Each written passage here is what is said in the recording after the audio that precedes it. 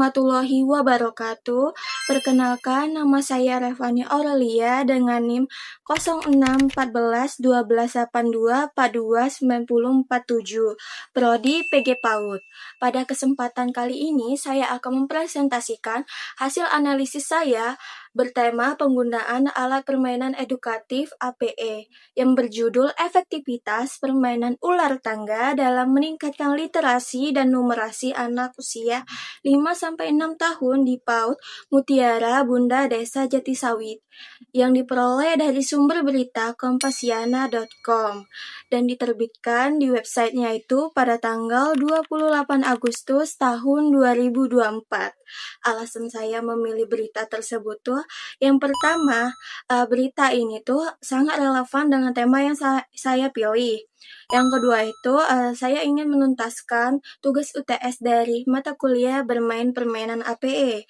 Yang ketiga tuh, saya tertarik dengan permainan ular tangga ini, karena permainan ini tuh sangat populer di kalangan anak-anak, dan cara mengintegrasikannya itu cukup sederhana dan menyenangkan.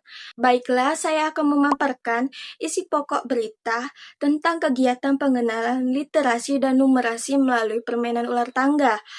Kegiatan ini tuh dilaksanakan oleh peserta KKN Universitas Muhammadiyah dan berlangsung pada hari Senin, tanggal 26 Agustus 2024 di PAUD Mutiara Bunda, Desa Jatisawit, Kecamatan Jatiyoso, Kabupaten Karanganyar, Jawa Tengah.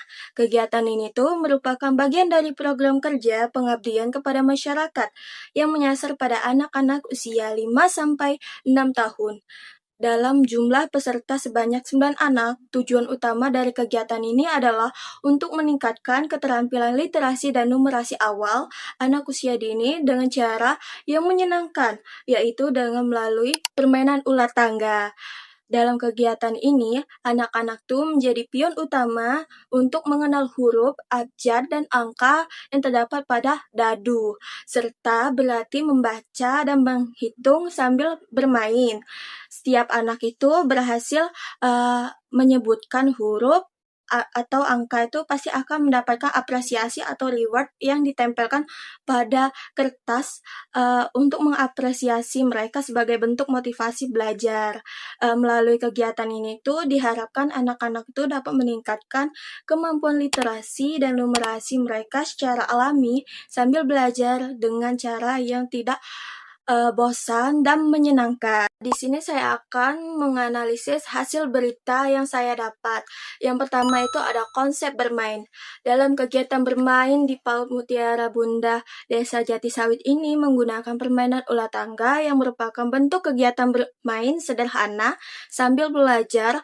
Dalam permainan ini tuh anak itu akan menjadi pion permainan dan melempar dadu melangkah sesuai angka yang dikeluarkan lalu menyebutkan huruf abjad atau angka pada setiap kotaknya. Melalui kegiatan tersebut tuh anak tuh belajar mengenal huruf dan angka dengan cara yang menyenangkan dan tidak bosan. Kegiatan ini tuh menurut saya sudah sesuai dengan prinsip bermain anak usia dini karena yang pertama itu kegiatan ini tuh menyenangkan karena dilakukan melalui permainan yang seru dan membuat anak tuh bersemangat. Anak akan merasa sangat senang jika bermain bersama teman-temannya dan mendapatkan apresiasi dari guru atau temannya. Yang kedua itu permainan ini tuh aktif karena anak itu terlibat langsung untuk bergerak, berpikir, dan berinteraksi selama kegiatan ini tuh berlangsung. Selain itu kegiatan ini juga bermakna karena anak itu belajar hal-hal yang baru dalam kehidupannya sehari-hari, yaitu mengenal huruf, angka sebagai dasar kemampuan literasi dan numerasi. Tidak hanya bermain, anak juga memahami konsep belajar melalui pengalaman yang nyata. Selanjutnya itu ada peran APE. Peran APE di sini tuh dapat menjadi jembatan antara belajar dan bermain bagi anak usia dini. Dalam kegiatan ini tuh permainan ular tangga itu digunakan sebagai alat permainan edukatif untuk menstimulasi kemampuan literasi dan numerasi anak. APE ini tidak hanya berfungsi sebagai alat hiburan, tapi juga sebagai media pembelajaran yang interaktif dan menyenangkan. Melalui permainan ular tangga ini, anak-anak tuh akan berperan sebagai pion utama untuk melempar dadu dan melangkahkan kaki sesuai angka yang mereka dapatkan. Sehingga mereka itu pada saat mendapatkan angka, mereka akan melangkah dan menyebutkan huruf atau abjad yang mereka dapatkan itu uh, di setiap kotaknya. Kegiatan sederhana ini tuh ternyata mengandung banyak proses belajar yang kaya. Karena seperti kata saya tadi, ketika anak itu berhitung langkahnya itu sudah melatih kemampuan numerasi, dan ketika mereka menyebutkan huruf abjad yang terdapat di kotak itu, mereka itu sudah mengembangkan kemampuan literasinya. Dengan demikian, API itu digunakan secara tepat dan efektif untuk menstimulasi perkembangan kognitif anak. Tidak hanya itu, permainan ini juga menstimulasi aspek sosial dan emosionalnya. Untuk anak yang belajar menunggu giliran, bekerja sama, serta menerima hasil permainannya dengan cara sportif, ketika guru memberikan reward atau apresiasi itu akan menumbuhkan rasa percaya diri dan motivasi belajar pada anak. Jadi AP itu bukan hanya sekedar alat bantu, tapi juga sebagai sarana membentuk karakter dan sikap positif dalam diri anak. Dengan penggunaan yang tepat, permainan ular tangga ini mampu menghadirkan suasana belajar yang aktif, gembira, dan bermakna, serta menumbuhkan semangat anak untuk terus bereksplorasi. APE dalam kegiatan ini tuh benar-benar berperan penting dalam menstimulasi perkembangan anak secara menyeluruh, baik kognitif, sosial, emosional, maupun bahasa. Selanjutnya itu saya akan menganalisis tentang aspek perkembangan anak. Kalau kita lihat kegiatan permainan ular tangga ini tuh, di sisi lain itu dia bukan hanya sebagai permainan biasa, tapi juga sebagai sarana yang banyak menstimulasi perkembangan aspek. Yang pertama itu aspek fisik motorik, yang dimana membantu melatih koordinasi motorik kasar anak ketika anak itu melangkah atau bergerak sebagai pion di papan permainan. Selain itu, anak juga akan menggunakan motorik halusnya untuk melemparkan dadu atau menempelkan kertas apresiasi. Aktivitas sederhana ini tuh melatih kontrol tubuh anak tuh dengan cara alami.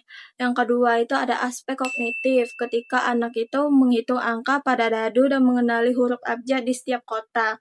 Anak itu akan berpikir logis, mengenal simbol, serta memahami konsep sebab akibat. Misalnya ketika anak itu akan naik tangga, maka dia akan maju ke depan. Kalau dia terkena ular, dia akan melangkah ke belakang untuk turun.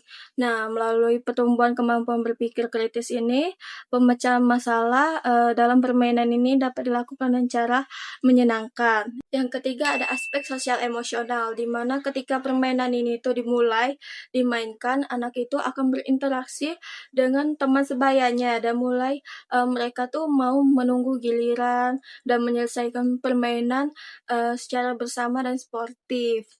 Selain itu juga anak yang dapat uh, menang dalam permainan ini tuh mendapatkan penghargaan atau reward, sehingga menumbuhkan rasa percaya diri dalam diri anak dan memotivasi mereka dalam belajar. Yang keempat tuh ada aspek perkembangan bahasa. Bahasa itu berkembang dilatih dengan cara menyebutkan huruf abjad dan angka tuh dengan benar. Dalam aktivitas ini memperkaya kosakata dan meningkatkan keterampilan bicara serta kemampuan berkomunikasi anak tuh dengan teman-temannya.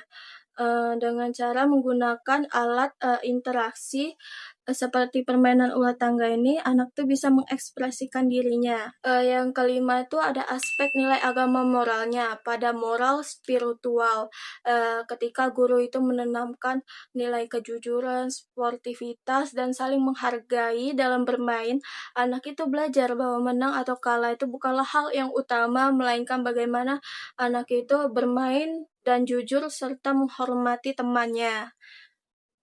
Selanjutnya, di sini ada keterkaitan permainan ini tuh dengan teori bermain. Yang pertama itu ada teori dari Jean Piaget, yang dimana pada tahap praoperasional usia anak 2-7 tahun, anak itu sangat berkaitan dengan kegiatan ini, yang dimana di dalamnya itu menjelaskan kalau anak itu mulai berpikir secara simbolik.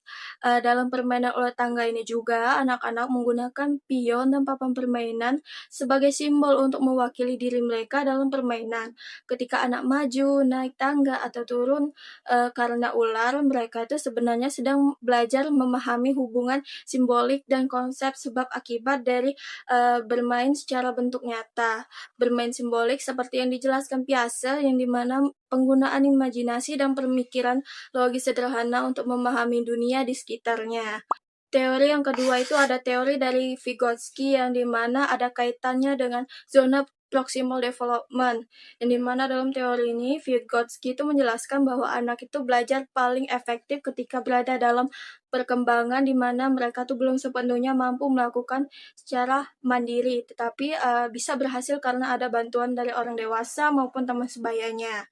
Nah, pada kegiatan ulah tangga ini, uh, anak-anak itu belajar mengenal huruf, angka, masih dalam bimbingan guru dan temannya. Misalnya pada saat menyebutkan huruf di setiap kotak atau menghitung langkah dadu. Guru di sini itu berperan sebagai fasilitator yang memberikan dukungan sementara untuk anak secara perlahan agar anak itu bisa belajar secara mandiri.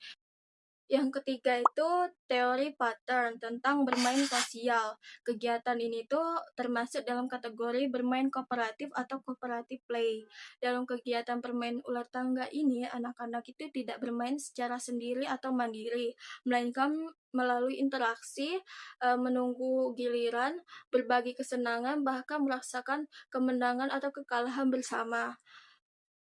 Hasil dari interaksi ini tuh anak tuh belajar tentang kerjasama, empati, dan sportivitas yang menjadi dasar penting dalam perkembangan sosial emosional mereka.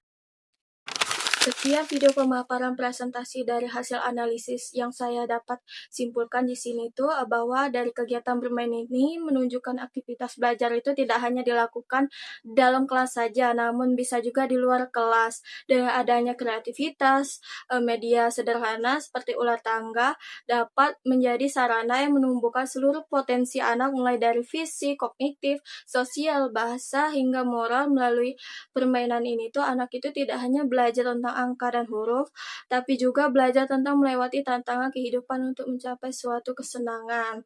Saya akhiri, wassalamualaikum warahmatullahi wabarakatuh.